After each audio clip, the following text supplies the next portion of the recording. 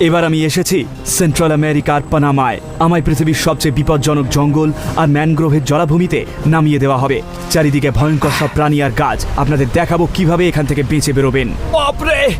মোকাবিলা করব সবচেয়ে বড় ভয়ের। ও বাদুড়! এগুলো কিন্তু কামড়ায়। আগ বাড়িয়ে কথা বলার ফল ভোগ করব। আমি এটাকে খাবো। আর নিজেকে সহ্যের শেষ সীমায় ঠেলে দেব। ওয়াহ! হাতটা যেন ছিঁড়ে যাচ্ছে আমার। আর টিকে থাকতে যা যা দরকার সে সব কিছুই করব। জায়গাটা একদম ভালো লাগছে না। এখান থেকে এক্ষুনি বেরোতে চাই।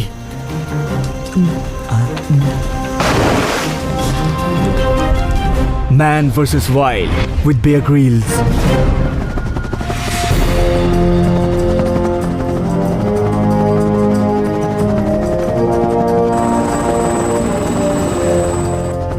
আমি রয়েছি সেন্ট্রাল আমেরিকার প্যানামায়। আমায় নামিয়ে দেওয়া হবে ঐতিহাসিক ক্যামিনো রিয়াল ট্রেলে। এই প্রায় ৮০ কিলোমিটার রাস্তা প্যানামার বিপজ্জনক জঙ্গলের মধ্যে দিয়ে এঁকে বেঁকে চলে গেছে।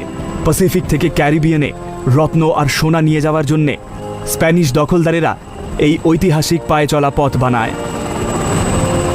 এই পায়ে চলা পথ প্রায় ৪০০ বছরের পুরনো, আর পেশাদার ট্রেকারদের কাছে খুব দ্রুত এই পথ জনপ্রিয় হয়ে উঠেছে। কিন্তু এখানে একবার হারিয়ে গেলে অক্ষত অবস্থায় ফেরত আসা প্রায়